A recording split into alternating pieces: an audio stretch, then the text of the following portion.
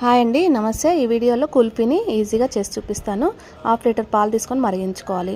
2 spoons milk powder, 2 spoons custard powder చల్ల పాలలో వేసుకొని ఉండలు లేకుండా కలుపుకోవాలి.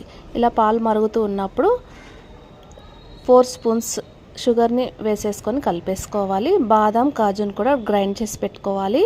ఇప్పుడు ఇందాక కలుపుకున్న మిశ్రమం వేసేసుకోవాలి.